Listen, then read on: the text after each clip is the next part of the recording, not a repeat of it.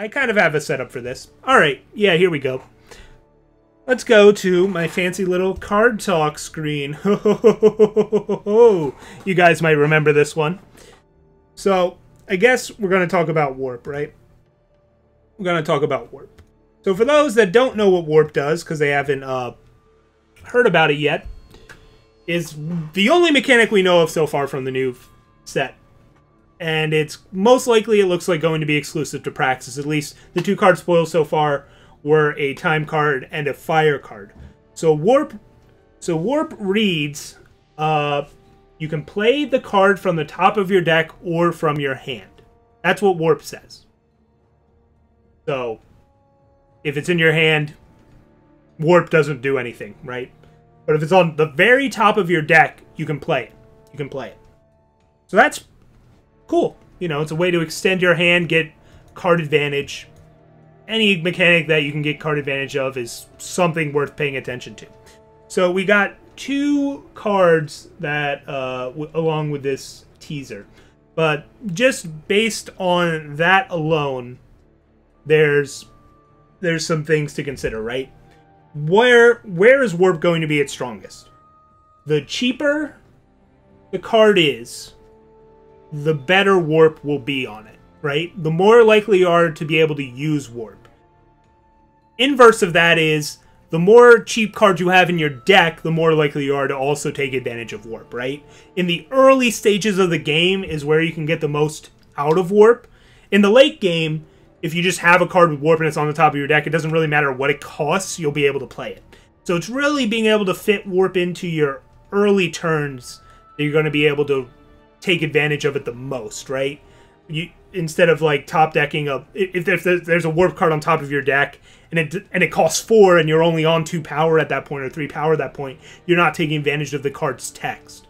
So naturally, just cards that are cheaper make warp better. All right, there's one.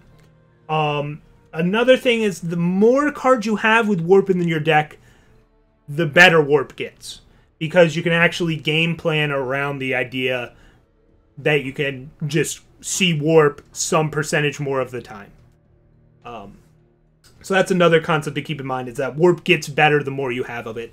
Not all mechanics do that, but warp is certainly one of them. You know, Warcry is a similar thing where the more Warcry you have together, the more likely you are to get the ball rolling and keep getting more Warcries. The same idea goes with warp, where if you have a bunch of cheap warp cards and a lot of cards that care about maybe emptying your hand or flooding the board, or cheap things like that Praxis does, right? We've got you know, Initiative of the Sands to help accelerate your power. So that means you're more likely to be able to play warp cards and take advantage of having excess power. Stuff like that. Yeah, you can excavate warp cards to the top of your deck and take advantage of that. Just once you know you have a certain density of a mechanic, the more likely you are to be able to take advantage of it. Second Sight's another way to take advantage of it. Things like that. So warp plays very well with itself, much in the same way that's, I would say, Warcry has. And gets better in multiples and wants you to either have a lot of power or have very cheap cards. Like, either way, it abuses, like, essentially, when evaluating certain mechanics like this, it helps to think of the extreme scenarios, right? If you come from a programming, computer science background, you know, anytime you make a computational program, your first tests are at the extremes, right? You test for 0, you test for -1, you test for 1, you test for max, and you test for negative max, right? You just test these super far off extremes to get a better picture of you know, what's going on. And this, you can kind of do the same when evaluating mechanics. Like, what if you have infinite power, right? Then warp is awesome. Because if your whole deck is warp, you just play your whole deck. Now, it's like an extreme case, but the idea of deck building is to try and approach those extreme cases, right? That's where you get synergy, that's where you get power out of your cards. Or increase the power level of your cards, right, through synergy. So that's something to keep in mind. So let's talk about a couple cards that have been spoiled with warp. I really wanted to focus more on, you know, actually evaluating mechanics going forward, but we can still acknowledge the fact that we got two examples here here to go over, and I'm going to go over, we'll do this one first. We'll go with Hipshot. Now, I just made this on the card generator. We don't have any artwork for it yet, as far as I know, so we'll just let's see here. Yeah, here's Hipshot, and we don't have any art, but I don't want a weird blank space there, so we'll fill in that art with something pleasant to look at. So, Hipshot reads Warp, deal 2 damage. So it's Outblast, but in fire, and that's it. You know, it's just Outblast, but in fire. So you know, you get a little benefit there. Do I think this card's going to revolutionize Constructed? I doubt it. I doubt it. It is a fast spell, I think. I guess I didn't put it on here, but yeah, I believe it's a fast spell. I'm assuming it's Outblast, but with a fire influence for Warp. That is my assumption. I think it's a safe assumption to say it's a fast spell.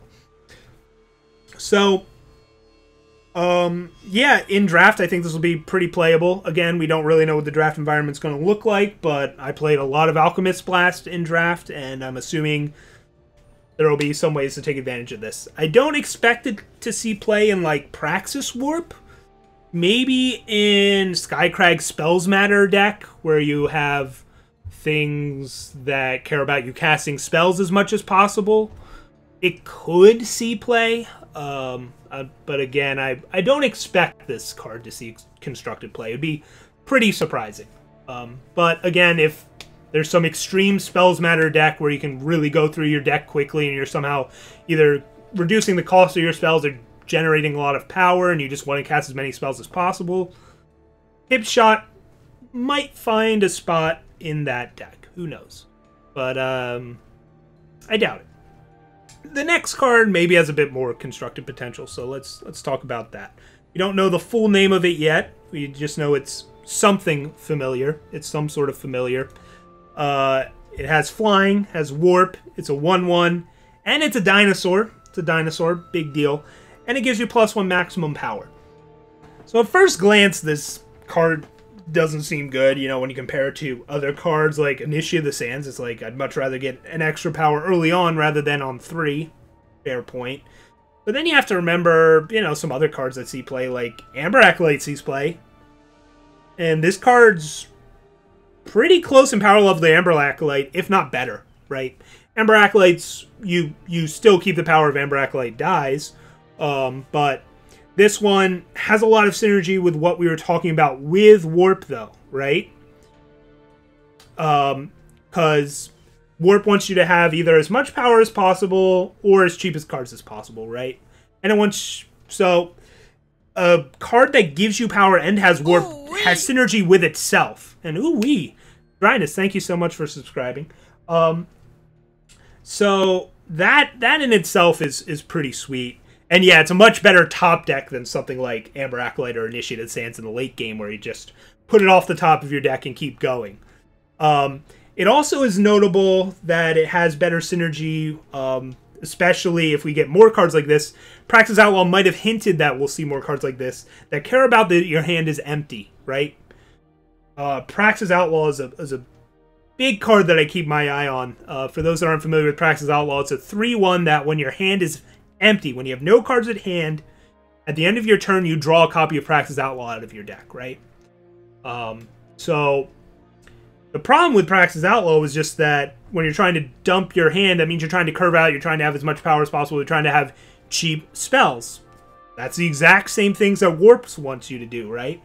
But it kind of clashed with cards like Temple Scribe and Talir's Favored and Amber Acolyte in that while those cards were cheap and helped you go through your deck and helped you play more spells, they were also replacing themselves with cards in your hand, where this familiar doesn't do that, right? It's giving you more power, but it's not adding power or more cards to your hand, so you can actually empty your hand quicker.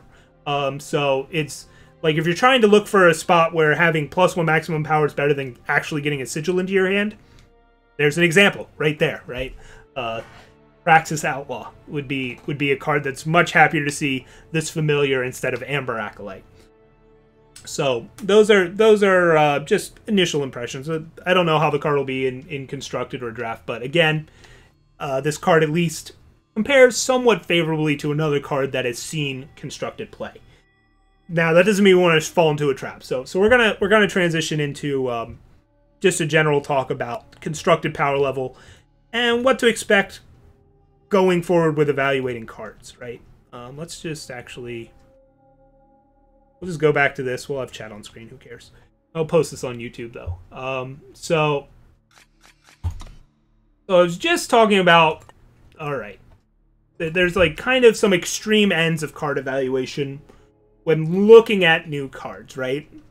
The one that apparently this community loves to latch onto is just... That card is not as good as, you know, the best card in this faction.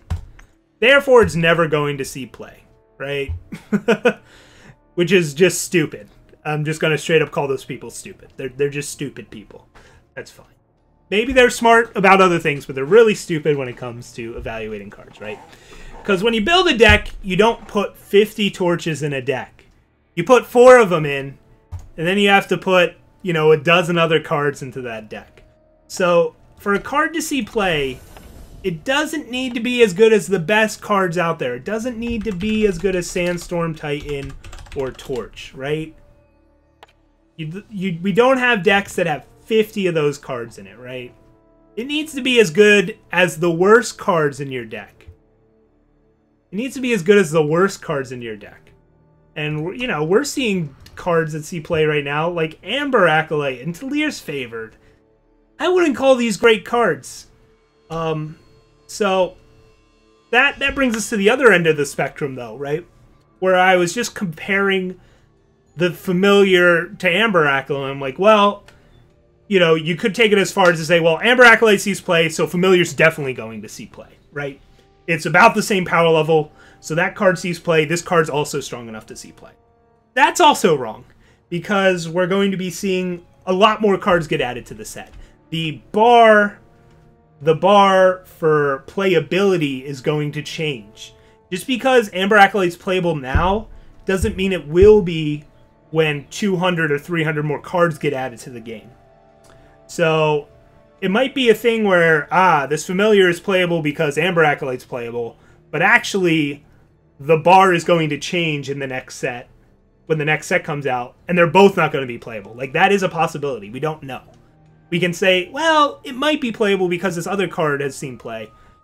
But we don't know that either, right? At the end of the day, it's all going to be the proof is in the pudding kind of thing. Just got to shuffle your cards together and jam and see what happens. But, you know, you just be wary of both extremes, right? Be aware that for a card to see play, it's got to be as good as the worst cards out there.